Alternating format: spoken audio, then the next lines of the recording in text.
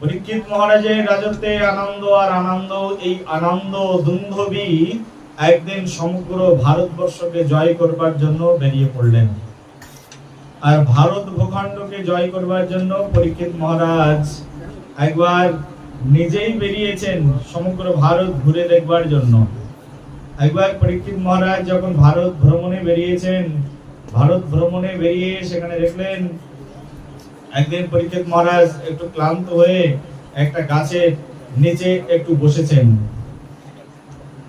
বসেই পরীক্ষিত মহারাজ দেখছেন যে যে গাছের নিচে বসে আছেন সেই গাছের পাশে একটা বৃষ, বৃষ মানে কি ষাঁড়, এক বৃষ, সেই বৃষ দাঁড়িয়ে আছেন। আর বৃষ দাঁড়িয়ে রোদন করছেন, চোখ দিয়ে জল বের হচ্ছে বৃষের। হঠাৎ করে পরীক্ষিত মহারাজ দেখলেন সেই বৃষ দাঁড়িয়ে রয়েছেন এক পায়ে, তিন পা তার নেই। কটা পা? একটা পা, এক পায়ে দাঁড়িয়ে রয়েছেন, আর তিনটে পা তার নেই, ভেঙে ফেলা হয়েছে। আর একজন ব্যক্তি, দুরাচারী ব্যক্তি, সেই বৃষকে বড় একটা লাঠি হাতে নিয়ে সেই বৃষকে খুব করে প্রহার করছেন। এমন করে প্রহার শুরু করেছেন সেই বৃষকে, সেই বৃষ ক্রন্দন করছেন আর চোখ দিয়ে জল বিন্দু বিন্দু ছটা গড়িয়ে পড়ছে।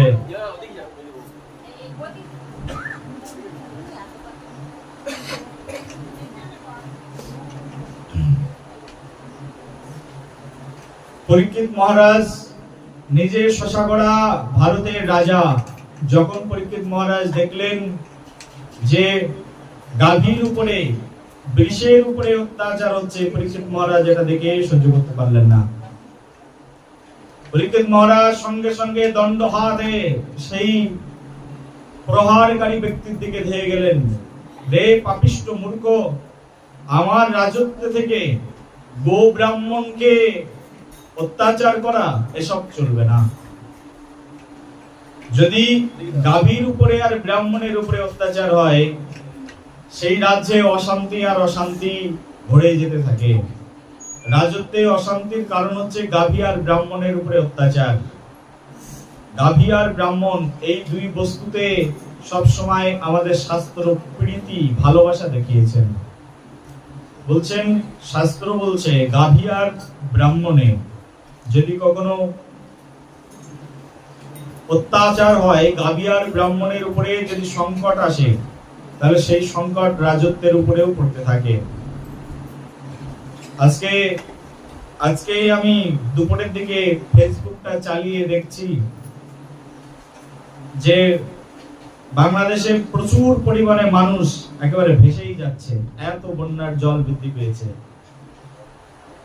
কেউ কেউ আবার নিচে, যারা একটু শাস্ত্র গ্রন্থ ধর্ম সম্পর্কে জানেন যেসব মানুষ, তারা সবাই আবার নিচে কমেন্টস লিখেছেন, এমনটাই কর্মফল হওয়া উচিত ছিল।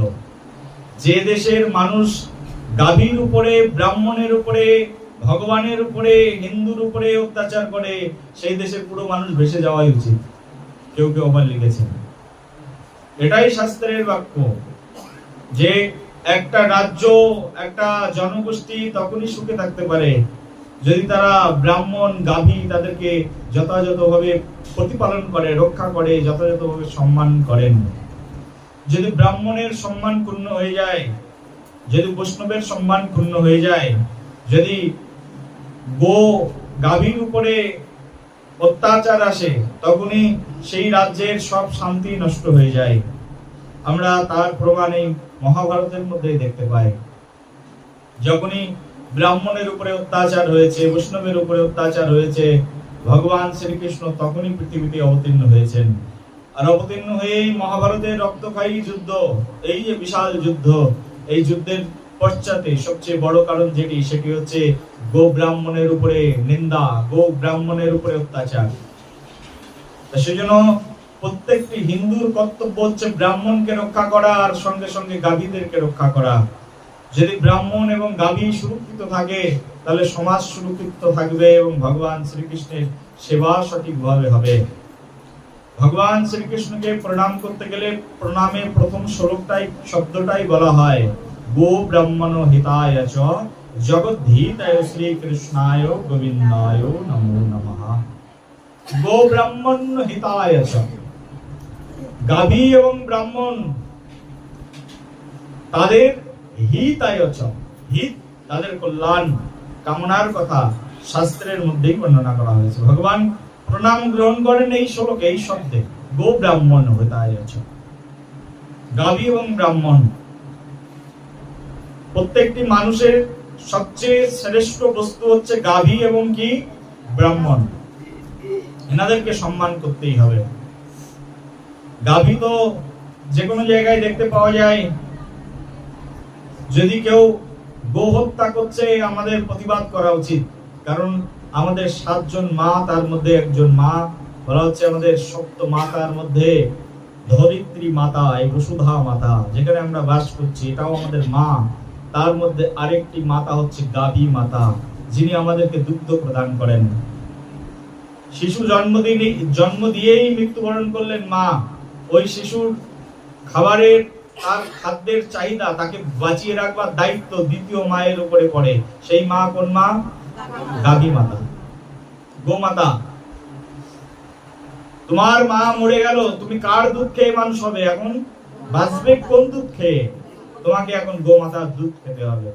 যার দুধ খেয়ে তুমি পরিপুষ্ট হচ্ছ, যার দুধ খেয়ে তুমি বেড়ে উঠছ, তোমার সামনে তাকেই হত্যা করা হচ্ছে। তোমার কি কষ্ট হয় না? হয় না। হয় না কারণ চেতনা নেই তো হবে কি করে? সেই জন্য ভাগবত অনুষ্ঠানে আসতে হয় চেতনা তৈরি করবার জন্য।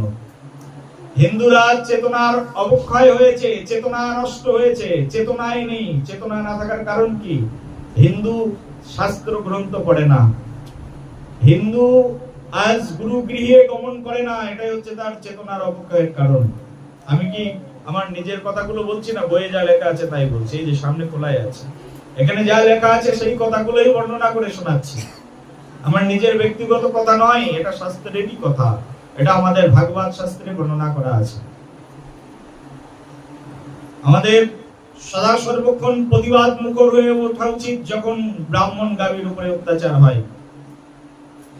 আমরা নিজেরাই করছি তো আর প্রতিবাদ কি করে করব? অনেক হিন্দুরা রয়েছে যারা নিজেরাই নিজেদের বাড়িতে গরু রয়েছে, সেই গরু বিক্রি করে দিচ্ছে এক মুসলিম কসাইয়ের হাতে। তোমার লজ্জা করে না? তুমি তোমার মাকে বিক্রি করে দিচ্ছ 2 টাকার জন্য। এই টাকা নিয়ে তুমি কত সুখে থাকবে? তুমি কি করে সুখ পেতে চাও? এই টাকায় তুমি সুখের প্রাচুর্য গড়ে তুলবে? সম্ভব? নিজের মাকে বিক্রি করা টাকা দিয়ে কেউ যদি মনে করে সুখের প্রাচুর্য গড়ে তুলবো, সম্ভব কখনো? সেই টাকা দিয়ে তুমি যাই কিছু করো না কেন, সেই অর্থেই সেই টাকায় যা কিছু করবে সেটাই তোমার জীবনে দুঃখ বয়ে নিয়ে আসবে। সেজন্য তোমাদের কারোর বাড়িতে যদি গাভী থাকে, গরু থাকে, অবশ্যই কোনোদিনের জন্য বিক্রি করবে না। তোমরা বিক্রি করছো বলে আজ মুসলিম কসাইরা সেটাকে কেটে কেটে খাচ্ছে। অপরাধটা কাদের? আমাদেরই তো। আমাদের চেতনার অবক্ষয় হয়েছে, হিন্দু জাতির চেতনার অবক্ষয় হয়েছে। বিক্রি করে দিচ্ছে বাঙালিরা, পশ্চিমবঙ্গের বাঙালরা। কিন্তু এগুলো ভারতবর্ষে অন্য অন্য জায়গায় দেখা যায় না। আমি সারা ভারতের বিভিন্ন জায়গায় ঘুরে ঘুরে ভাগবত প্রবচন করার সৌভাগ্য হয়, কখন বিভিন্ন স্থানে যাই, কিন্তু বাঙালিদের মধ্যে ছাড়া এই চরিত্র আর কোথাও দেখা যায় না। খুব ঘৃণিত চরিত্র। নিজে গৃহপালিত প্রাণী গরু, সেটাকে বিক্রি করে দিচ্ছে 2 টাকার জন্য। কতটা ঘৃণিত কাজ চিন্তা করো। কখনোই এমনটি করা উচিত নয়। নিজের মাকে বিক্রি করা উচিত নয়। তোমার সামনে নিজের মাকে কেউ কেটে ফেলছে, প্রতিবাদ করা উচিত। প্রতিবাদ কি করে করব? আমি যখন প্রতিবাদ করতে যাব, আমার জাত ভাইগুলো, হিন্দুগুলো, তারা বলবে তোমার এত ধরে পড়েছে, গাভী হত্যা হচ্ছে, হতে থাক না, তাদের খাবার তারা খাক, তোমার খাবার তুমি খাও। কত রকমের কথা, কথার আর শেষ থাকবে না। তখন ধর্মই মানে না তো, নিজের মন গড়া পরিকল্পিত জীবন যাপন। আমাদের এটা হচ্ছে চেতনার অভাব, আমাদের সংস্কৃতির অভাব, আমাদের ধারণার অভাব, অবক্ষয় হয়েছে চরিত্রে। হিন্দু সমাজ পতনের এটি হচ্ছে মূল কারণ। গো ব্রাহ্মণকে সম্মান করতে হবে। ব্রাহ্মণ কারা? ব্রাহ্মণ তারাই যাদের ভিতরে ব্রহ্মচার্য বোধ আছে, ব্রহ্ম জ্ঞান আছে। ব্রহ্ম মানে কি? ব্রহ্ম হচ্ছে ভগবান শ্রীকৃষ্ণ। কৃষ্ণ সম্পর্কে যারা জানেন তাদেরকে ব্রাহ্মণ বলা হয়। পূর্বকালে জাতিগতভাবে ব্রাহ্মণ হতো, কিন্তু কলিযুগে জাতিগতভাবে কোনো ব্রাহ্মণ হয় না।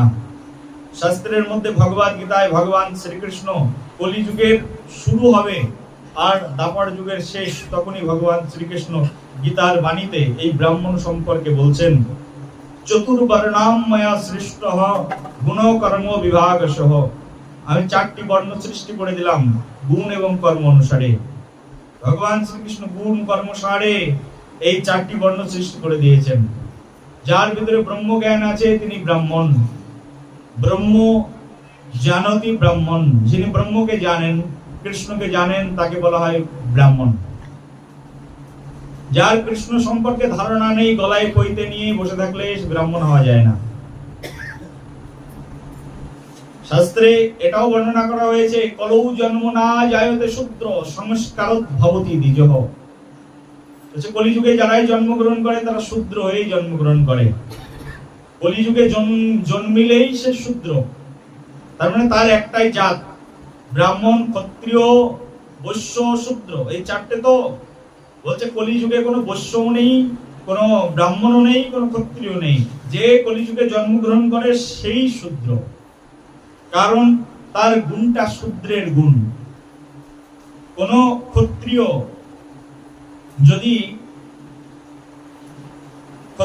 যদি সে কারোর তত্ত্বাবধানে কাজ করে, তার ক্ষাত্র ধর্ম নষ্ট হয়ে যায়। ক্ষত্রিয় নিজে স্বয়ং সম্পন্ন থাকবেন, অন্যকে কাজ দেবেন, কিন্তু কারোর আন্ডারে তিনি কাজ করবেন না। ক্ষত্রিয় শুধুমাত্র রাজার রাজত্ব পরিচালনার কাজে নিযুক্ত থাকবেন, রাজার আদেশ শুনবেন, আর কারণ নয়।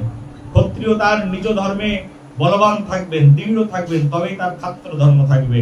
কিন্তু যারা ক্ষত্রিয়, তাদেরকে বিভিন্ন মন্ত্রীদেরকে, বিভিন্ন পদাধিকারীদেরকে তাদের কথা শুনে চলতে হয়। তাদের 2 চরণ সামনে নিয়ে তেল মালিশ না করলে তারা বেশি দিন সেই কর্মে নিয়োজিত থাকতে পারে না, অর্থাৎ তাদের ক্ষত্রিয় ধর্মটাই নষ্ট হয়ে যায়। সেই জন্য কলিযুগে কোনো ক্ষত্রিয় নেই, বৈশ্য নেই। বৈশ্য কাদের বলা হয়? যারা নিষ্ঠা সহকারে ব্যবসা করে তাদেরকে বলে বৈশ্য। যে বৈশ্য ব্যবসা করছে তিনি তো মিথ্যা, প্রবঞ্চনা, ঠক, চিটিংবাজ, তার আশ্রয়ে ব্যবসা করছে, অর্থাৎ তার বৈশ্য ধর্মটাও নষ্ট হয়ে গেছে। তার মানে কলিযুগে যারাই জন্মগ্রহণ করেছে সবাই কি সেই সূত্র ধরে কলিযুগে যারাই জন্মগ্রহণ করেছে, জন্ম না জায়তে শূদ্র, জন্ম হয়েছে মানে সে শূদ্র হয়েই জন্মগ্রহণ করেছে। এখন যে যার কর্ম অনুসারে উন্নত বৃত্তির দিকে ধাবিত হয়ে যায়। কেউ ব্রাহ্মণের কর্ম করে তাহলে সে ব্রাহ্মণ হয়ে যায়, কেউ যদি শূদ্রের কর্ম করে তাহলে সে শূদ্র হয়ে যায়। শূদ্র মানে কি? 4 বর্ণের আর 3 বর্ণের মানুষের সেবা করলে তাকে বলে শূদ্র। সেই জন্য কোন ব্যক্তি বলা হচ্ছে সে নিম্ন কুলে জন্মগ্রহণ করেছে, চণ্ডাল কুলে জন্মগ্রহণ করেছেন। চণ্ডাল কুলে জন্মগ্রহণ করেও সে যদি ব্রাহ্মণের মতো পুজো করেন, ব্রাহ্মণের মতো ধূপ ধুনা নাড়ান এবং ভগবান শ্রীকৃষ্ণের চরণে পুষ্প অর্পণ করেন, ধুতি পাঞ্জাবি পরেন, কপালে তিলক করেন, বলা হচ্ছে তিনি ব্রাহ্মণ। তিনি কি? বলা হচ্ছে তিনি ব্রাহ্মণ। তার কারণ তিনি তার কর্ম ক্ষমতার দ্বারাই তিনি ব্রাহ্মণত্ব অর্জন করেছেন। সেই জন্য এই যুগে যারা সাধু হবেন বিশেষ করে তাদেরকে ব্রাহ্মণ বলে মনে করতে হবে। সাধু মানে তারা কি? ব্রাহ্মণ। যারা সাধু, যারা সমগ্র জীবনের তরে ব্রতই গ্রহণ করে নিয়েছেন কৃষ্ণ ভজনের, মাছ মাংস খাওয়া ছেড়ে দিয়েছেন, নেশা পান অবৈধ ক্রিয়াকর্ম ছেড়ে দিয়েছেন, শুধুমাত্র কৃষ্ণ চরণে কৃষ্ণ ধ্যানে রয়েছেন, তারা প্রত্যেকেই হচ্ছে ব্রাহ্মণ। তারা কি? তারা হচ্ছে ব্রাহ্মণ। ব্রহ্মকে জেনেছেন, তার মানে তিনি হচ্ছেন ব্রাহ্মণ। আর এই ব্রাহ্মণ দিয়ে বাড়িতে যে কোনো পুজো পার্বণ করলে সেই ব্যক্তি একমাত্র উদ্ধার হতে পারে। জাতিগত ব্রাহ্মণ,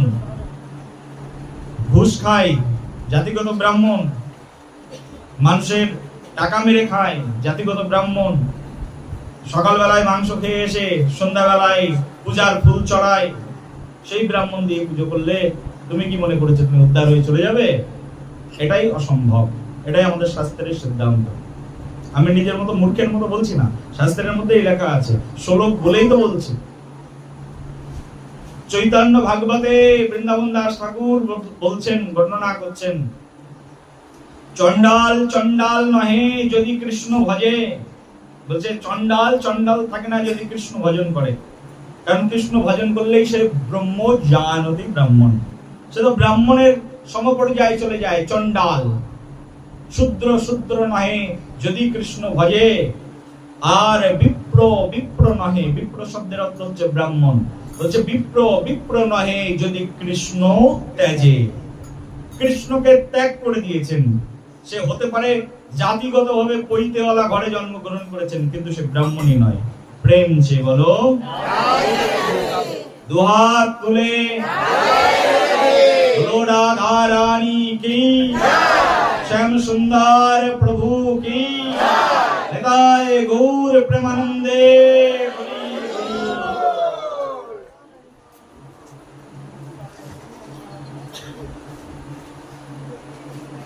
আমাদের কলিযুগের এই বিশাল ইতিহাস, আমাদের কলিযুগের এই মহান, আমাদের মহাভারতের, আমাদের ভাগবতের এই মহান ইতিহাসকে যিনি প্রাণবন্ত করেছেন পরীক্ষিত মহারাজ। পরীক্ষিত মহারাজ যখনই দেখলেন ব্রাহ্মণের গাভীর উপরে অত্যাচার হচ্ছে, পরীক্ষিত মহারাজ সঙ্গে সঙ্গে বড় দণ্ড ধারণ করলেন। আর দণ্ড ধারণ করে তখন পরীক্ষিত মহারাজ বললেন, রে মূর্খ পাপিষ্ঠ, আমার রাজত্বে বাস করে গাভীর উপরে অত্যাচার, এখনই তোমাকে প্রাণদণ্ড দেব। গাভীকে জিজ্ঞাসা করছে, গাভী তোমার এই আর তিনটে পা গেল কোথায়? সেই বৃষকে জিজ্ঞাসা করছে, বৃষ তোমার আর তিনটে পা গেল কোথায়? বলছে আমার আর তিনটে পা নষ্ট হয়ে গেছে, একটা পায়ে আছে, তিনটে পা ভেঙে দিয়েছে। তাই নাকি? দেখে খুব হৃদয়ের মধ্যে দুঃখ, অত্যাচারী ব্যক্তি। তখন বিশাল দণ্ড ধারণ করেছে, এখনই তোমার প্রাণ নিয়ে নেবো। রাজা তো প্রাণ নিয়ে নেওয়ার জন্য যখন বলছে, তুমি বলো কে তুমি? তখন সেই ব্যক্তি যে প্রহার করছিলেন সে বৃষের উপরে, সে বলছে, মহারাজ ক্ষমা করুন, মহা অপরাধ হয়েছে, আমার নাম হচ্ছে কলি মহারাজ। কি নাম? কলি। বলছে আমিও মহারাজ, তুমিও মহারাজ, আমিও মহারাজ, তুমি সমগ্র ভারতের বর্তমান মহারাজ। তার মানে তুমি মনে করো এখন নরেন্দ্র মোদী, ঠিক আছে, বর্তমান মহারাজ। আর কলি মহারাজ এসে বলছে, তুমি সিংহাসন ছাড়লেই আমি মহারাজ হব, সেই জন্য আমি তোমার পিছনে লেগে রয়েছি, তোমাকে এই চেয়ার থেকে তাড়াতাড়ি টেনে নামাবো, নামিয়ে আমি রাজা হব। বলো রাধে রাধে। কলি মহারাজের সঙ্গে ধর্ম মহারাজের যুদ্ধ, কলি মহারাজের সঙ্গে যুদ্ধ বেঁধে গেল। এবার কার? বর্তমান সময়ের রাজা, চলমান রাজা, নাম কি? পরীক্ষিত মহারাজ। ভারতবর্ষের, শশাগড়া ভারতবর্ষের এক ছত্রপতি রাজা, পাণ্ডব বংশের শেষ প্রাণধন, নাম কি? পরীক্ষিত মহারাজ। পরীক্ষিত মহারাজকে কলি মহারাজ বলছেন, আমি কলি, তো তুমি কলি, তুমি মহারাজের বেশ ধারণ না করে একজন কসাইয়ের বেশ ধারণ করে তুমি এই গাভীকে অত্যাচার করছো কেন? বলছে, ও তুমি এটাও বুঝি জানো না, কলির স্বভাব তো এটাই, আমি তো এরকম বেশ নকল করে এসে অত্যাচার দিয়েই শুরু করব। বলো রাধে রাধে। বলছে ও হো হো, তাই? কলির কথা অনেক শুনেছি, প্রথম চোখে দেখলাম। বলছে কিন্তু আমি যতদিন এই পৃথিবীতে জীবিত আছি, তোমাকে তো আমি আমার রাজত্বে বসতে দেব না। তোমার যদি ক্ষমতা থাকে আমাকে পদচ্যুত করো, আমি তোমাকে এখনই প্রাণদণ্ড দিয়ে দেবো, কারণ এখন আমি রানিং রাজা। কে রানিং রাজা? পরীক্ষিত মহারাজ বলছে, আমি এখন রানিং রাজা, আমি এখনই তোমার প্রাণদণ্ড দিয়ে দেবো। পরীক্ষিতের ভয়ে কাঁপতে কাঁপতে পা চরণ জড়িয়ে ধরেছেন কলি মহারাজ, চরণ জড়িয়ে ধরে বলছেন, দেখো আমার সত্যি সত্যি সময় হয়েছে, শুনে দেখো পিতামহ ব্রহ্মার কাছে আমার সময় হয়েছে কিনা। আমার সময় হয়েছে বলেই তো আমি এই রাজ্যে প্রবেশ করেছি। কবে থেকে সময় হলো? যেদিন থেকে ভগবান শ্রীকৃষ্ণ পৃথিবী ছেড়ে চলে গেছে, সেদিন থেকেই কলির আসা যাওয়া শুরু হয়ে গেছে। বলো রাধে রাধে। কলি মহারাজ বলছেন যে আমার তো সময় হয়েছে, আর আমাকে একটুখানি জায়গা ছেড়ে দাও। তোমার তো বিশাল রাজ্য, এই রাজ্য থেকে একটুখানি জায়গা ছেড়ে দিলে কি সমস্যা? আমি কোথায় থাকবো? আমিও তোমার কাছে শরণাগত। আর শরণাগত ব্যক্তিকে আশ্রয় দেওয়া রাজার কি বলো ধর্ম? রাজ ধর্মের মধ্যে পড়ে এটি। কেউ যদি কারোর কাছে শরণাগত হয়ে আশ্রয় চায়, এখন বাংলাদেশের হিন্দুরা আশ্রয় চাচ্ছে, ভারত সরকারের কাছে আশ্রয় দাও, থাকতে পাচ্ছি না কসাইদের অত্যাচারে। তারা যেমন করে গাভী মাতাকে কসাইয়ের মতো হত্যা করে, তেমন ভাবে আমাদেরকে হত্যা করছে, আমরা থাকতে পাচ্ছি না, আমাদেরকে আশ্রয় দাও। একজন ধার্মিক রাজার কর্তব্য হচ্ছে কোনো ব্যক্তি যদি আশ্রয় চায়, তাকে আশ্রয় দেওয়া রাজধর্মের মধ্যে পড়ে। কলি মহারাজ বলছে আমাকে আশ্রয় দাও, আমি তোমার কাছে শরণাগত। এখন কি করবেন? এখন তো পরীক্ষিতের ধর্ম তাকে আশ্রয় দেওয়া, কিন্তু কলি মনে তো সে এক অত্যাচারী ব্যক্তি, সে তো খারাপ, তাকে কোথায় আশ্রয় দেবেন? পরীক্ষিত মহারাজ বলছে ঠিক আছে, আমি তোমাকে আশ্রয় দিলাম, আমি থাকবো কোথায়? তোমার রাজত্বে থাকবার মতো কোনো জায়গা নেই, আমাকে কিছু জায়গা দাও যেখানে গিয়ে আমি থাকবো। কলি মহারাজ বলছেন থাকার জায়গা পাচ্ছ না, ঠিক আছে আমি তোমাকে থাকার জন্য জায়গা দিচ্ছি, যাও।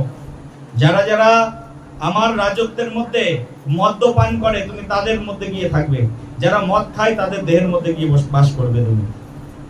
এই কথা শুনে কলি মহারাজ বলছেন না না না না, পুরো স্ট্যাটিস্টিক্স করা আছে আমার কাছে, একদম পুরো পরিসংখ্যানের চার্ট নিয়ে বলছে, একদম তোমার রাজত্বের মধ্যে, পরীক্ষিতের রাজত্বে একজন মানুষও মদ্যপান করেন না।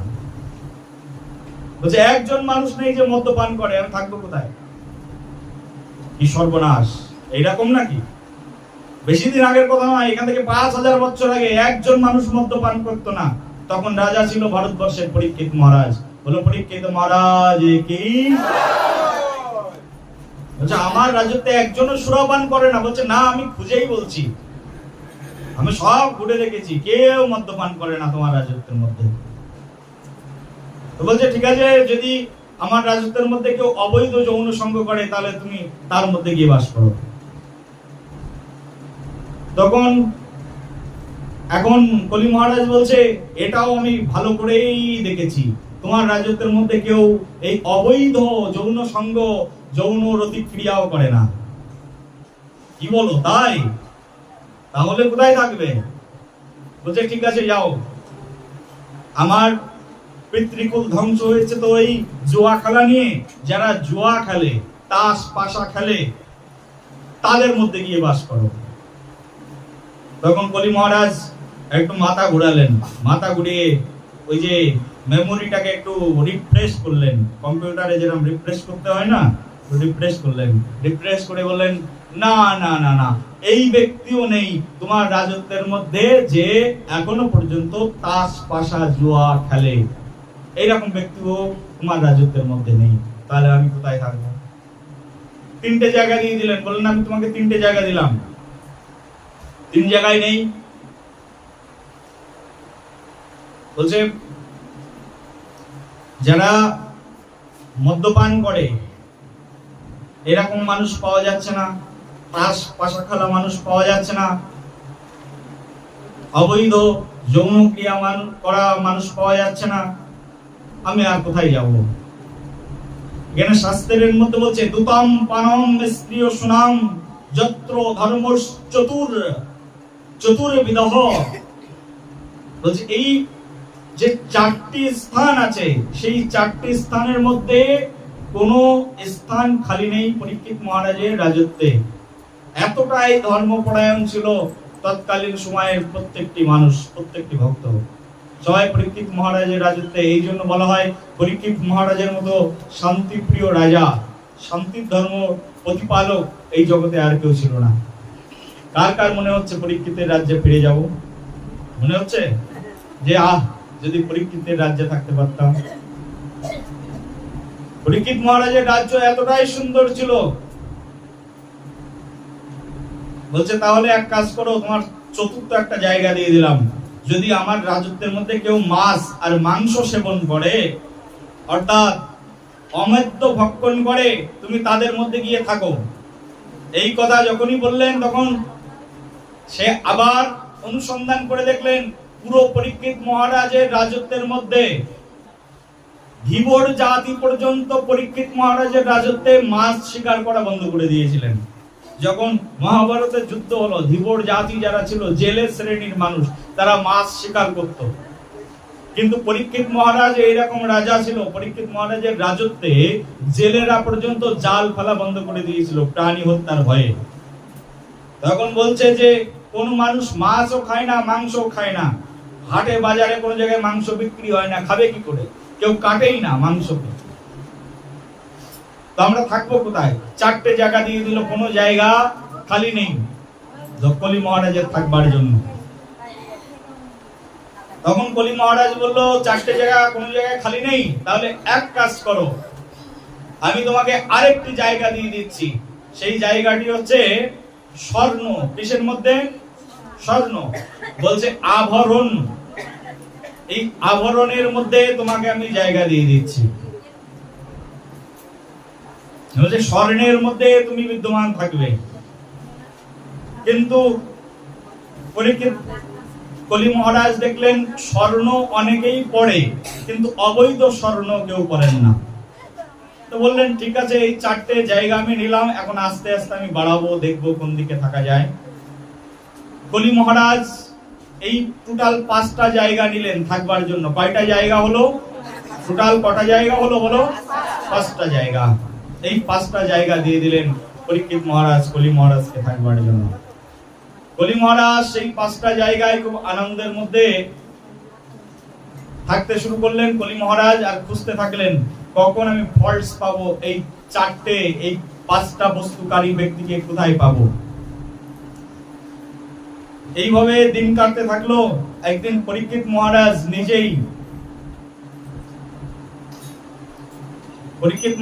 নিজেই একদিন মৃগয়ায় বের হলেন। আর পরীক্ষিত মহারাজ নিজে একদিন মৃগয়ায় বের হলেন। বের হওয়ার সময় পরীক্ষিত মহারাজ রাজা মানে মাথায় কি পড়তে হবে? সোনার মুকুট। একদিন পরীক্ষিত মহারাজ তার রাজত্বের মধ্যে প্রবেশ করলেন। তার রাজত্বে কোষাগারের মধ্যে প্রবেশ করে সেখানে তিনি অনুসন্ধান করছিলেন আজকে কোন মুকুটটা পড়ে যাবে। অনেকগুলো মুকুট সারি সারি সেখানে সারি দেওয়া ছিল, লাইন করা ছিল। তার মধ্যে থেকে একটা মুকুট সিলেক্ট করলেন। আর সেই মুকুটটা ছিল তৎকালীন সময়ের একজন অসুর রাজা জরাসন্ধ, সেই জরাসন্ধের মাথার মুকুট। সেই রাজা জরাসন্ধের মাথার মুকুটটা পরীক্ষিত মহারাজ তো আর জরাসন্ধ ভীমের যুদ্ধ দেখেননি, দেখেছেন? তখন তো পরীক্ষিত মহারাজ পেটের মধ্যে ছিল মায়ের। পরীক্ষিত মহারাজ এত শত না বুঝেই সেই মুকুটটা মাথার পরে ধারণ করলেন। এটা হচ্ছে অবৈধভাবে হরণকৃত মুকুট।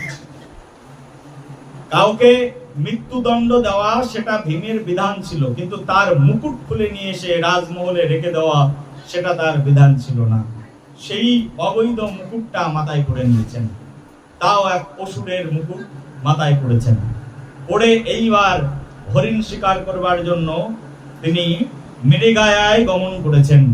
মৃগয়ায় যখন গমন করেছেন তখন এইবার কলি মহারাজ আনন্দ করতে করতে নাচতে নাচতে পরীক্ষিত মহারাজের মাথায়, রাজার মাথার উপরে গিয়ে বসে পড়লেন। কলি মহারাজ তো জায়গা খুঁজছিলেন কখন আমি সুযোগ পাবো। কলি মহারাজ এবার বসে গেছেন কোথায়? একেবারে মাথার মুকুটের মধ্যে। স্বয়ং রাজা, ধর্মপরায়ণ রাজা তার মাথার মুকুটের মধ্যে এবার বসে পড়েছেন। ধর্মপরায়ণ রাজা তার মাথার মুকুটের পরে বসে পড়েছেন। বসে পড়ে এবার তার মস্তিষ্ক বিকৃত করে দিয়েছেন। মাথার উপরে বসা মানে কি? মাথাটাই তো পুরো দেহটাকে মেনটেন করে কে বলো? মাথা। সেই জন্য মাথা ঠিক রাখবার জন্য সাধুর কাছে যেতে হয়। সেই জন্য মস্তিষ্ক ঠিক রাখবার জন্য বাচ্চা কাচ্চাকে স্কুলে পাঠাতে হয়, যে পড়াশোনা করে অন্তত মাথাটা ঠান্ডা হবে। আর এর মাথা ভালো থাকলে, এর যদি মস্তিষ্ক ভালো থাকে, বিদ্যা বুদ্ধি ভালো হয়, তাহলে ও সুন্দরভাবে তার দেহটাকে পরিচালনা করতে পারবে। বলো রাধে রাধে। মূল কি আমাদের দেহের? সমগ্র দেহটার মধ্যে মূল বস্তু কোনটা? মূল বস্তু হচ্ছে আমাদের এই মস্তিষ্ক। মস্তিষ্ক যদি ঠিক না থাকে, মস্তিষ্ক যদি বিকৃত হয়ে যায়, তাহলে আমাদের সব কিছু বিকৃত হয়ে যাবে। সেই জন্য মস্তিষ্ককে ঠিক রাখবার জন্য আমাদেরকে শ্রী গুরুদেবের কাছে আসতে হয় এবং এই ভাগবত কথা শিক্ষা গ্রহণ করতে হয়। স্বয়ং পরীক্ষিত মহারাজ তার মস্তকের উপরে কলি মহারাজ বসে আছেন। এক সময় মৃগয়ায় গিয়ে খুব জল তৃষ্ণা পেয়ে গেল পরীক্ষিত মহারাজের। এমন জল তৃষ্ণা পেয়ে গেল পরীক্ষিত মহারাজ সেই জল তৃষ্ণায় কাতর হয়ে, পাশেই ছিল এক আশ্রম। এই ওইদিকে দাও, ওইদিকে দাও।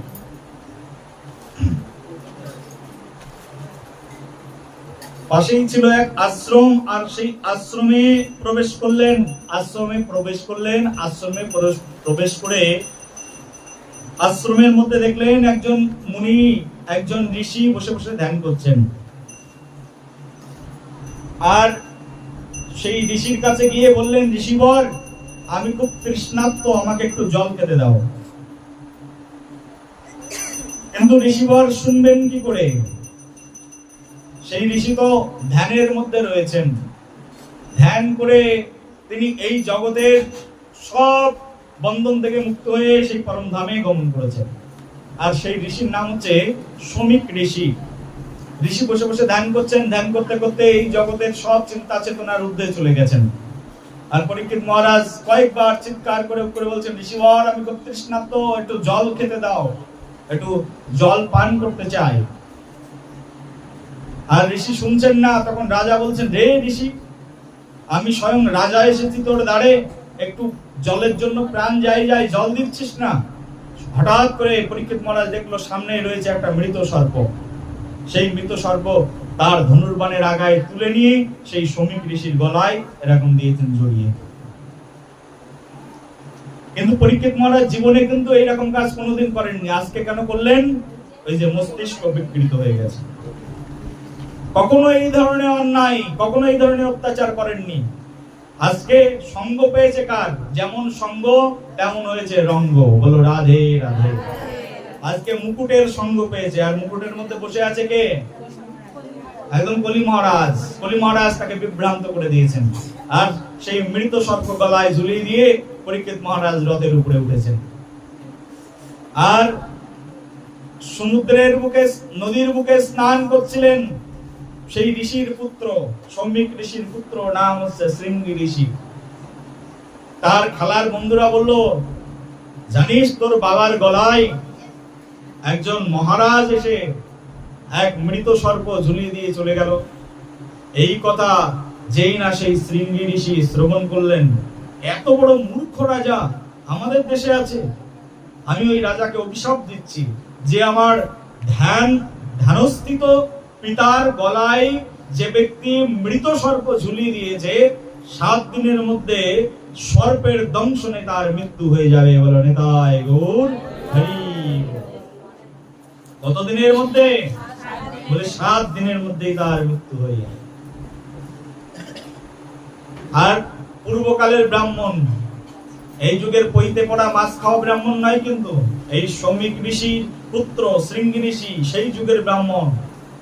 আর ব্রাহ্মণের বাক্য যেটা মুখ দিয়ে বলতো সেটাই হতো। পূর্বকালে ব্রাহ্মণদের এত ক্ষমতা ছিল, কারণ ব্রাহ্মণরা কেউ কোনোদিন মিথ্যা কথা বলতো না।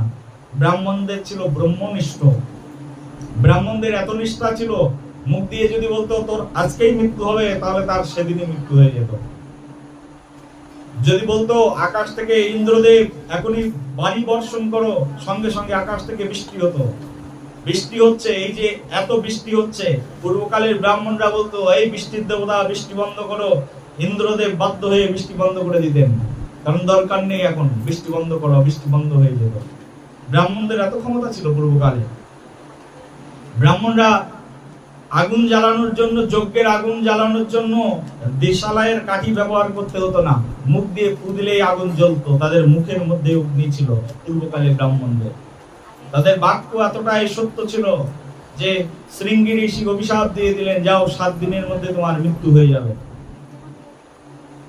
শৃঙ্গি ঋষি উঠে এসে যখন তার পিতা ধ্যান ভাঙলো, ধ্যান ভাঙার পরে বলল, শৃঙ্গি তুমি করেছো কি?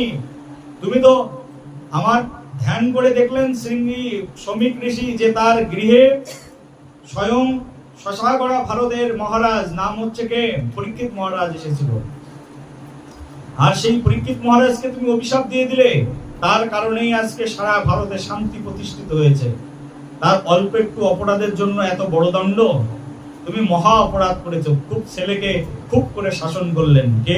ছোট বাচ্চা ছেলে, তো বাচ্চা ছেলেকে খুব করে শাসন করলেন। দেখো, সাপের বাচ্চা যদি ছোট হয় না, তার মুখে কিন্তু বিষ থাকে। বলো রাধে রাধে। বৈষ্ণব যদি ছোট বৈষ্ণব হয়, তাকেও সম্মান করতে হয়। বড় বৈষ্ণবকে যেমন সম্মান করতে হয়, ছোট বৈষ্ণবদেরকেও সম্মান করতে হয়, কারণ বৈষ্ণব মানেই বৈষ্ণবান। বলো রাধে রাধে। সেজন্য এমন অভিশাপ দিয়ে দিলেন। এই অভিশাপের কথা শুনে শ্রমিক ঋষি খুব দুঃখ পেলেন। আর শ্রমিক ঋষি বললেন, একজনকে পাঠিয়ে দিলেন, যাও তাড়াতাড়ি যাও, যে মহারাজকে বলো যে 7 দিনের মধ্যে তার মৃত্যু হবে। এর মধ্যে যদি সে কোনো ব্যবস্থা করতে পারে, ব্যবস্থা করুক। তাকে জানিয়ে দেওয়া উচিত যে 7 দিনের মধ্যে তার মৃত্যু হবে। সঙ্গে সঙ্গে পরীক্ষিত মহারাজ শুনলেন তার 7 দিনের মধ্যে মৃত্যু হবে। এই যে পরীক্ষিত মহারাজের সাপ লেগে গেল, এই সাপের নাম হচ্ছে ব্রহ্ম সাপ। কত দিনের মধ্যে মৃত্যু হবে? তোমাদের কত দিনের মধ্যে মৃত্যু হবে? এই জগতে যারা আছে সবার 7 দিনের মধ্যে মৃত্যু হবে। বলো রাধে রাধে। কত দিনের মধ্যে মৃত্যু হবে? হিসাব করো, 7 দিনের মধ্যে মৃত্যু হবে কিনা। Saturday, Sunday, Monday, Tuesday, Wednesday, Thursday, Friday, এর মধ্যেই তোমার মৃত্যু হয়ে যাবে। এই 7 দিনের মধ্যেই তো মৃত্যু হবে। দিন তো 7টা, 7 দিনের মধ্যে মৃত্যু হবে। চিন্তা করো না। পরীক্ষিতের তার লিমিটেড 7 দিনের মধ্যে মৃত্যু হবে, তোমাদের হয়তো আনলিমিটেড।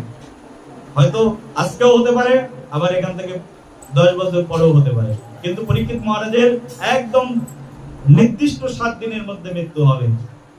আর 7 দিনের মধ্যে মৃত্যু হবে। পরীক্ষিত মহারাজ যখনই শুনলেন, পরীক্ষিত মহারাজ সঙ্গে সঙ্গে অনাসনে চলে গেলেন। বললেন, আমি আমার এই রাজ্য এখনই পরিত্যাগ করলাম। সঙ্গে সঙ্গে যেই শুনেছেন যে তার ব্রহ্ম সাপ লেগেছে, 7 দিনের মধ্যে মৃত্যু হবে, এই কথা শুনলে এখনকার রাজা হলে কি করতো? যে ব্যক্তি অভিশাপ দিয়েছে তাকে জেলের মধ্যে দিত, নিজেই খুন করে মেরে দিত, নিজেই গুলি করে দিত। রে, তুই আমাকে অভিশাপ দিয়েছিস, আমি তোকে এখনই মারব। কিন্তু সেই যুগের রাজা, ধার্মিক রাজা পরীক্ষিত মহারাজ যেই শুনেছেন তার 7 দিনের মধ্যে ব্রহ্ম সাপ লেগেছে, 7 দিনের মধ্যে মৃত্যু হবে, এই কথা শুনে পরীক্ষিত মহারাজ তখন তার সেই নিজের রাজমুকুট এখন পরিয়ে দিলেন। কাকে? তার নিজের পুত্র জন্মেঞ্জয়কে রাজা করে দিলেন। রাজা করে দিয়ে পরীক্ষিত মহারাজ অনাসনে চলে গেলেন। বললেন, আমি আজ থেকে খাওয়া দাওয়া বন্ধ, আমি উপবাস শুরু করলাম। 7 দিন ধরে উপবাস থাকবো, কিছুই খাবো না। 7 দিনে আমার উদ্ধারের পথ খুঁজে বের করতে হবে। 7 দিনে আমি কি পুণ্য কর্ম করতে পারি, এই মনে করে তিনি গঙ্গার তটে চলে গেলেন। আর সব মুনি ঋষিদেরকে ডাকালেন। বললেন, যেখানে যত বিদ্বান পণ্ডিত আছে সবাইকে খবর দাও, আমি সংবাদ দিয়েছি সবাইকে আসবার জন্য। যেখানে যত মুনি ঋষিরা ছিল সবাই ছুটতে ছুটতে আসলো পরীক্ষিত মহারাজের কাছে। পরীক্ষিত মহারাজ এক গাছের নিচে রাজসভা বসিয়েছেন। আগে সভা বসতো বিশাল সেই ভবনে, আর এখন সভা বসলো বৃক্ষের নিচে। সব মুনি ঋষিরা এসেছেন। আর মুনি ঋষিরা আসলে পরীক্ষিত মহারাজ বলছে, আপনারা নিশ্চয়ই শুনেছেন 7 দিনের মধ্যেই আমার মৃত্যু হবে। এখন আপনারা বলুন, 7 দিনের মধ্যে আমি কি করলে উদ্ধার হতে পারবো? এই কথা শুনে একজন মুনি ঋষি বলছেন, যজ্ঞ করো, অশ্বমেধ যজ্ঞ করো। কেউ বলছে গোমেধ যজ্ঞ করো, ইত্যাদি ইত্যাদি কথা সেখানে বলতে থাকলেন। কেউ কোনো সমাধান দিতে পারলেন না। বললেন, না, 7 দিনের মধ্যে এইসব যজ্ঞ করা সম্ভব নয়, তর্পণ করা সম্ভব নয়, 7 দিনের মধ্যে ধ্যান করা সম্ভব নয়। সময় তো 7 দিন, 7 দিনের মধ্যে কি করব? কেউ কোনো উত্তর দিতে পারছেন না। তখন সবাই মিলে প্রার্থনা করছেন কৃষ্ণের কাছে, হে কৃষ্ণ, তুমি একটা পথ দেখিয়ে দাও। আর সেই রাজসভায় তখন এক দিগম্বর বেশধারী এক সাধু এসে সেখানে আগমন করলেন। আর সেই দিগম্বর বেশধারী এক সাধু সেই সভা মণ্ডলের মধ্যে আসলেন, যার পরনে কোনো কাপড়ই ছিল না, একেবারে উলাঙ্গ, কাপড় চোপড় কিছুই নেই, খালি গায়ে। একবারে 16 বছরের এক যুবক এসে উপস্থিত হয়েছেন। আর তাকে দেখে সবাই একেবারে লম্বা হয়ে দণ্ডবাদ হয়ে সবাই প্রণাম করতে থাকলেন। जय सुखदेव गोस्वामी पाद की, बोलो सुखदेव महाराज की, परम भगवान की। এই সুখদেব গোস্বামী পরম ভগবান পরম কৃষ্ণ তত্ত্ববেত্তা তিনি এসে উপস্থিত হয়েছেন। সুখদেব গোস্বামী যখনই এসেছেন সবাই একেবারে দাঁড়িয়ে লম্বা হয়ে প্রণাম করেছেন, কারণ সুখদেব গোস্বামী একজন মহান সাধক ছিলেন। আমরা তো কাপড় চোপড় পরে ঘুরি, সুখদেব গোস্বামীর এইরকম বৈরাগ্য ছিল যে কাপড় চোপড়ই পরতেন না। নাগা সাধু দেখেছো কাপড় চোপড় পরে, কিন্তু লজ্জা শরম নেই। আছে কি মনে করো তাদেরকে লজ্জা নেই? না, তারা কামকে দমন করেছে। যাদের ভিতরে কাম বাসনা নেই তারাই শুধুমাত্র এরকম দিগম্বর বেশ ধারণ করে তোমার সামনে দাঁড়িয়ে থাকতে পারে। বলো রাধে রাধে। স্ত্রীর প্রতি আসক্তি নেই যাদের, তারাই শুধু দাঁড়িয়ে থাকতে পারে। যাদের স্ত্রী পুরুষ জ্ঞান নেই তারাই দাঁড়িয়ে থাকতে পারে উলঙ্গ অবস্থায়। দেখো একটা বর্তমান যুগে আমরা তো ছোটবেলায় দেখেছি যে অন্তত 8-10 বছরের ছেলেরা, 15 বছরের ছেলেরাও ন্যাংটা হয়ে পুকুরে ঝাঁপ দিয়ে স্নান করত। আর এখন কাম কামনা বাসনা এতটাই বেড়ে গেছে, মা বাবার ভিতরে বেড়ে গেলে সেটা ছেলে মেয়েদের মধ্যে বেড়ে যায়। মা বাবা কামার্ত অবস্থায় ছেলে মেয়েদের জন্ম দেয়, সে 2 বছরের বাচ্চা ছেলে, তার ভিতরে কোনো ফিলিংস হওয়ার কথা। 3 বছরের বাচ্চা, 4 বছরের বাচ্চা, তার ভিতরে কামনা বাসনার ফিলিংস আসার কথা। কিন্তু একজন অপরিচিত ব্যক্তির সামনে দাঁড়ালেই সঙ্গে সঙ্গে প্যান্টটা টেনে পড়ে দিচ্ছে, কারণ লজ্জাবোধ তৈরি হয়ে গেছে, কাম বাসনা জাগ্রত হয়ে গেছে। বলো রাধে রাধে। কি সিরিয়াস যুগের মধ্যে চলে এসেছি এখন, বোঝো? দেখবে রাস্তাঘাটে অনেক সময় অনেক অনেক স্ত্রীরা আছে পুরুষদের দেখলেই চোখ নামিয়ে নেয়, কারণ কামনায় জর্জরিত আছে। পুরুষও জর্জরিত, স্ত্রীও জর্জরিত। কামনা বাসনা নিয়ে একজন আরেকজনের দিকে বেশিক্ষণ তাকিয়ে থাকতে পারে না, কামনা তাকে ধ্বংস করে দেয়। এটা হচ্ছে আমাদের জগতের প্রকৃতি, আমাদের শাস্ত্রের সিদ্ধান্ত। এগুলো শাস্ত্রের বাণী, শোনো শাস্ত্রের সিদ্ধান্ত। বিজ্ঞান, আমাদের এই বৈদিক শাস্ত্রটাই হচ্ছে একটা মহাবিজ্ঞান। একটা কথাও কেউ ভ্রান্ত বলে মনে করতে পারবে না, একটা কথা কেউ ফেলে দিতে পারবে না। এরকমই হচ্ছে আমাদের শাস্ত্রের বাণী। শাস্ত্র খুব সাংঘাতিক সিদ্ধান্ত দিয়ে গেছেন আমাদের সমাজে। শাস্ত্রের মতো এরকম পরম সত্য বাণী এই পৃথিবীতে আর কোথাও হয় না। আমাদের এই ভাগবত শাস্ত্র নিখিল রসামৃত সিন্ধু, সকল রসতত্ত্ব ধারা, রসতত্ত্ব বিচার আমাদের এই জগতের মধ্যে প্রদান করেছেন আমাদের এই ভাগবত শাস্ত্রের মধ্যে। বাইরে যাও, কথা বলতে বাইরে।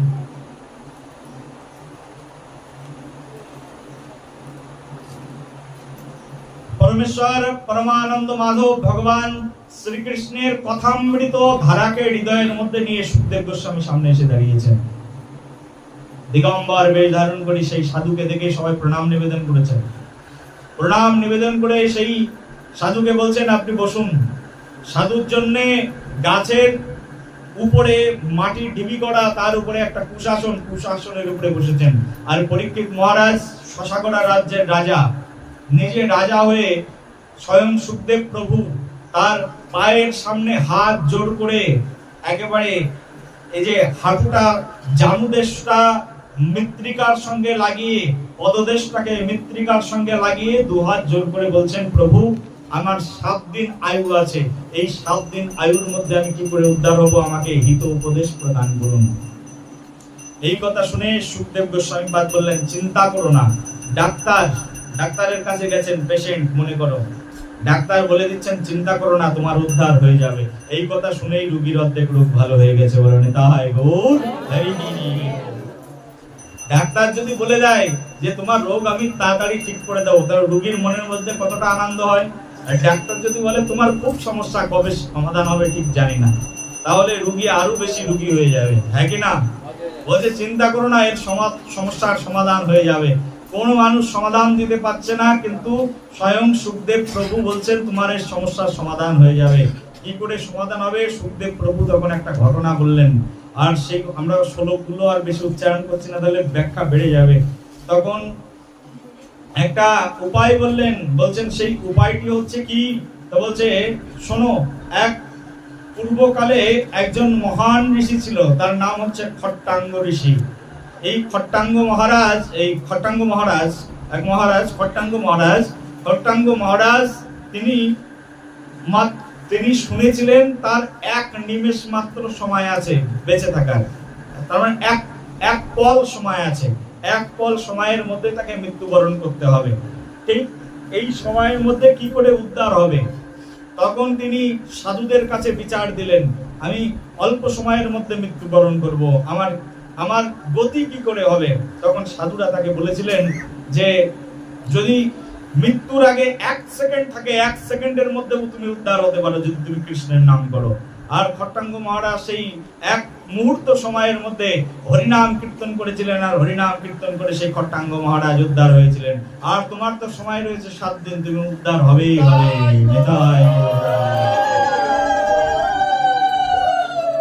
তোমার সময় কতদিন? তো বলছে তোমার তো সময় আছে 7 দিন, তুমি তো উদ্ধার হবেই হবে। কি করে উদ্ধার হব প্রভু বলুন?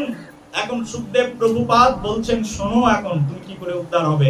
এই 7 দিন ধরে আমি তোমাকে ভাগবত সপ্তাহ শ্রবণ করাবো, আর 7 দিন ধরে তুমি যদি ভাগবত পাঠ শ্রবণ করো, এই ভাগবত পাঠ শ্রবণ করলে মৃত্যুর দেবতা তোমার কাছে আসতে পারবে না, তুমি উদ্ধার হয়ে চলে যাবে, ব্রহ্মশাপ থেকে মুক্ত হয়ে যাবে। বলো নিতাই গৌর হরি। কতদিন সময়? সেই জন্য আমাদেরও সময় কতদিন? সবার 7 দিন। আমাদেরও কর্তব্য কি? ভাগবত সপ্তাহ শ্রবণ করা। এই কলিযুগে কেউ যদি নিয়ম করে, নিষ্ঠা করে এইরকম পরীক্ষিত মহারাজের মতো 7 দিন ধরে ভাগবত সপ্তাহ শ্রবণ করে নেয়, তাহলে আমি তোমাদেরকে 100 থেকে 100%, তার চেয়ে যদি আরো কোনো পার্সেন্ট থাকে সেই পার্সেন্ট সিউরিটি দিয়ে বলছি, কোনো সর্পাঘাতে, বজ্রাঘাতে, কোনো অকাল মৃত্যু তোমাদের সামনে আসবে না, আসবে না, আসবে না। কেউ যদি জীবনে 7 দিন ভাগবত সপ্তাহ শুনে নেয়। বলো রাধে রাধে। 7 দিন ভাগবত সপ্তাহ শ্রবণের এরকম মহিমা। কেউ যদি 7 দিন ধরে ভাগবত সপ্তাহ শ্রবণ করে, এই কলিযুগে কলি মহারাজ যতই প্রকাণ্ড হোক না কেন, তার হিংস্রতা, সে কখনো ওই ব্যক্তিকে মৃত্যুর কবল গ্রাসী খাবার শিকার করতেই পারে না, যদি কেউ 7 দিনের এই ভাগবত সপ্তাহ কথা শ্রবণ করে। ভাগবত সপ্তাহ কি? রাধা রানী কি? রাধে প্রেম সে বলো। আমরা এখন এই সেই ভাগবত সপ্তাহ কথা, 7 দিনের ভাগবত সপ্তাহ কথা কীর্তন করছি। পরীক্ষিত মহারাজ তখন বসলেন সুখদেব প্রভুর কাছে, আর সুখদেব প্রভু তখন ভাগবত সপ্তাহের কথা স্টার্ট করলেন, বর্ণনা শুরু করলেন। 7 দিন ধরে ভাগবত কথা শ্রবণ করাবে। সেই ভাগবত সপ্তাহ শ্রবণের পরে এই পরীক্ষিত মহারাজ কিন্তু উদ্ধার হয়েছিলেন, সেই কথা আমরা একদম শেষের দিন শ্রবণ করবো। কিভাবে উদ্ধার হয়েছিলেন পরীক্ষিত মহারাজ? 7 দিন ধরে ভাগবত সপ্তাহ শুনছেন, সেই ভাগবতের কথাই আমরা আলোচনা করছি। সেই ভাগবতের মধ্যে পরীক্ষিত মহারাজ বিভিন্ন প্রশ্ন করেছেন সুখদেব গোস্বামীর কাছে, আর সুখদেব গোস্বামী সেই প্রশ্নের উত্তর দিয়েছেন। তার মধ্যে প্রথম 6টি প্রশ্ন এক এক করে সমাধান করেছেন। সমাধান করে সেই সমাধানের শেষ প্রশ্নটি, সেই সমাধানকে একবারে পূর্ণাঙ্গতা প্রদান করেছেন, এবং যার মাধ্যম দিয়ে পরীক্ষিত মহারাজ উদ্ধার হয়ে ভগবান শ্রীকৃষ্ণের চরণ লাভ করেছিলেন। এই সেই পরীক্ষিত মহারাজ সমগ্র সাগরা রাজ্যের রাজা, যিনি জগতের মধ্যে এক মহা কীর্তি প্রতিস্থাপন করেছিলেন। এই পরীক্ষিত মহারাজের রাজত্বে পরীক্ষিত মহারাজ যখন কৃষ্ণ কথা শ্রবণ করছেন, পরীক্ষিত মহারাজ বলছেন যে প্রভু, আমার মনকে কি করে একনিষ্ঠ করব, মন যেন ভাগবতের মধ্যে থাকে, আমার মনকে একনিষ্ঠ করার পদ্ধতি বলে দাও। তো মনকে নিগ্রহ করার কথা যখন বললেন, তখন বলছেন জিতাসন জিতাস্য জিত সঙ্গ জিতেন্দ্রিয়। এই যে শ্লোকের মধ্যে বলছেন, স্থূলে ভাগবত রূপে মনো সন্ধ্যায় বয়সন্ধ্যায়। বলছে এই যে মনের স্বভাব হচ্ছে চঞ্চলতা, মনের স্বভাব কি? চঞ্চল। বলছে চঞ্চল হি মন কৃষ্ণ প্রমতি বলবৎ দৃঢ়ম। মনের একটাই স্বভাব, সেটা হচ্ছে চঞ্চলতা। প্রত্যেকটা বস্তুর আলাদা আলাদা স্বভাব থাকে, হ্যাঁ কি না? প্রত্যেকটা জিনিসের আলাদা আলাদা স্বভাব থাকে। বাঘের স্বভাব হিংস্রতা। হিংস্র প্রাণী হচ্ছে বাঘ, সে তার নখ দিয়ে অন্য প্রাণীকে আক্রমণ করে তার মাংস খায়। হরিণের সামনে মাংসের পিণ্ড রেখে দিলে হরিণ খাবে? কারণ তার স্বভাব হচ্ছে শান্ত। এক একটি প্রাণীর এক এক রকম স্বভাব থাকে, এক একজন মানুষের এক এক রকম স্বভাব থাকে। স্বভাব এই জগতে মানুষ দেখতে সব একরকম হলেও কি হবে, রক্ত মাংস দিয়ে মানুষ হলে কি হবে, প্রত্যেকের স্বভাব ভিন্ন ভিন্ন। ভগবান এমন প্রাণী সৃষ্টি করেছে, আজব প্রাণী, যে প্রত্যেকের স্বভাব কিন্তু ভিন্ন ভিন্ন। কারোর স্বভাবের সঙ্গে কারোর স্বভাব মিল নেই। কিন্তু সবচেয়ে আশ্চর্যজনক ব্যাপার যে এক একজনের এক এক রকম স্বভাব থাকলেও সবাই একসঙ্গে সংসার করেই যাচ্ছে। বলো রাধে রাধে। সংসার কিন্তু সবাই একসঙ্গে করছে, স্বভাব ভিন্ন ভিন্ন আছে। সংসার টিকে যায় তখন যখন সংসারের মধ্যে একজন আরেকজনকে সহ্য করে, টলারেট। যখন এই টলার ক্ষমতা, সহ্য ক্ষমতা কারোর ভিতরে থাকে, তখন সেই সংসার টিকে যায়, নালে সেই সংসার নষ্ট হয়ে যায়। বর্তমান যুগে এত পরিমাণ ডিভোর্স বেড়েছে, তার কারণ একজন আরেকজনকে সহ্য করে না, সহ্য ক্ষমতা কমে গেছে। প্রেমছে বলো। সবার স্বভাব ভিন্ন ভিন্ন, কিন্তু ভিন্ন ভিন্ন প্রান্তের স্বভাব থাকলেও একজন আরেকজনকে সহ্য করতে হবে। কেউ বলছে, একজন বলছে তো একজনকে চুপ থাকতে হবে, তাহলে সংসার টিকে যাবে। তোমার বন্ধুত্বও টিকে যাবে, একজন আরেকজনের সঙ্গে রিলেশনশিপ টিকে যাবে। একজন বলছে তো আরেকজন চুপ থাকো, আর অন্যকে সম্মান করো আর তাকে সহ্য করো। সহ্য করলেই সম্পর্ক টিকে যাবে, আর সহ্য করতে না পারলেই তোমার সঙ্গে বেঁধে যাবে আর সম্পর্ক নষ্ট হয়ে যাবে। প্রেমছে বলো। এই মনের স্বভাব হচ্ছে কি তাহলে? চঞ্চলতা। পরীক্ষিত মহারাজ বলছেন মনকে কি করে শান্ত করব? বলছে মনকে শান্ত করবার জন্য, বলছে মন খুব চঞ্চল। মনকে শান্ত করবার জন্য মনের কাজ হচ্ছে সংকল্প আর বিকল্প। মন এখন যেটা গ্রহণ করে, একটু পরে সেটাকে পরিত্যাগ করে। আজকে আমি মনোহর বাবাজি তোমাদের মাঝখানে ভাগবত কথা বলছি, এখন বাহ বাহ করতে করতে রাস্তা দিয়ে বাড়িতে যাচ্ছ, সঙ্গে সঙ্গে এমন মনে হবে যে বলবে বাবাজি ভালো, কিন্তু বাবাজি খারাপও বটে। তার কারণ মন এখন যেটাকে ভালো বলে মনে করছে, সেটা একটু পরে খারাপ হয়ে যাবে। মনের স্বভাব হচ্ছে এরকম, মন খুব সফট জিনিস। যে কোনো সময় তোমার মন কারোর প্রতি উঠে যেতে পারে, সেটা তোমার পার্সোনাল বিহেভ, পার্সোনাল অ্যাক্টিভিটিস এর কারণে। পার্সোনাল চরিত্র কারোর যদি খারাপ হয়ে যায়, তাহলে অন্যকে খারাপ বলে মনে করতে থাকে। এই জগতে মন হচ্ছে এইরকম। মন, এই মনকে বলছে, মনকে একানিষ্ঠ না করলে ভাগবত শ্রবণ করা যায় না, আর মনকে একাগ্র না করলে এই ভাগবত শ্রবণ করে উদ্ধারও হওয়া যায় না। তখন পরীক্ষিত মহারাজ এই মনকে একাগ্র করার শিক্ষা গ্রহণ করলেন। বলকে মনকে একাগ্র করবার জন্য তুমি ভুলে যাও যে তোমার এই জগতে আর কেউ আছে কৃষ্ণ ছাড়া। কে আছে? বলে মনকে একাগ্র করো, সেই জন্য তুমি ভুলে যাও তোমার একজনই আছে এই জগতে, আর সে হচ্ছে কৃষ্ণ। বলো কৃষ্ণচন্দ্র ভগবান কি জয়।